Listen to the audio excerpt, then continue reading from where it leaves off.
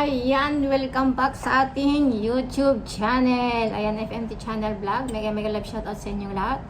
Thank you so much sa mga supporters na FMT. Yan.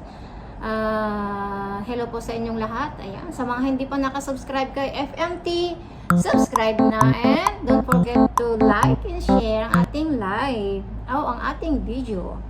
Ayan, so magre-reaction ako guys. By the way, for the few weeks, ayan, ang ganda ng mga message nila kay Midet dahil sa kanyang shinare o nasabi na kahit sobrang hirap magpatawad, mas piliin ng mabuti at magpatawad, di ba?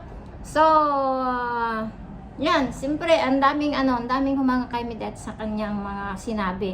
Kasi talagang magandang mag-explain si Midet, magaling magsalita, yun nga. Pero bawat salita niya ay lagi niyang iniisip.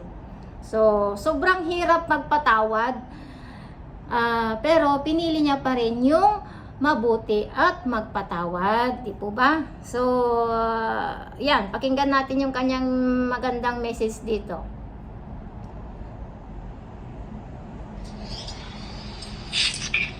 Totoo po palang pag may libong tinanim, may milyong kang aanihin. Dami po sa totoo po yan. Pag nagtanim ka ng kabutihan, malamang kabutihan din po ang i-harvest mo. Pero pag nagtanim ka ng masama, for sure masama din naman ang i-harvest mo. So yan, kaya palagi tayong magtanim ng kabutihan. Kahit ka naman kasakit at mapanakyat ang mundo, lagi natin piliin muling mabuti, magpatawad kahit sobrang hirap. Yes.